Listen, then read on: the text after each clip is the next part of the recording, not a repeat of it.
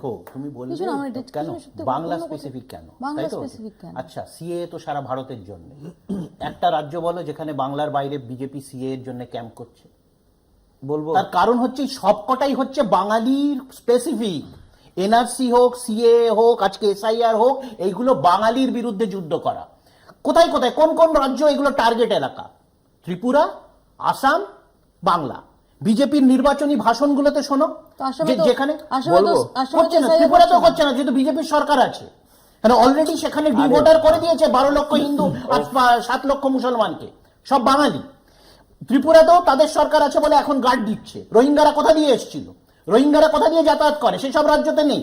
এখন হচ্ছে সিএ ক্যাম্পে কি উত্তরপ্রদেশের পিলিভিটে 11 জনকে সিএ এর আওতা দিয়ে নাগরিকত্ব দিয়েছে। গুজরাট, রাজস্থানে 800 জনকে দিয়েছে। এতগুলো ক্যাম্প করে বিজেপি পরিসংখ্যান দিচ্ছে না কেন বাংলাতে কতজনকে নাগরিকত্ব দিয়েছে? সাকুল্যে যেটা নাগরিকত্বর যে পোর্টাল, সেখানে জানতে পারছি 10 জন বাংলা থেকে আজ অব্দি পেয়েছে। তাহলে যে হাজার হাজার উদ্বাস্তু বাঙালি যাদেরকে এরা বলেছিল যে নাগরিকত্ব দেবে, যাদের ভোটও নিয়েছে, তাদের তালিকাতে নাম আসে। এইগুলো সব হচ্ছে বাঙালি স্পেসিফিক।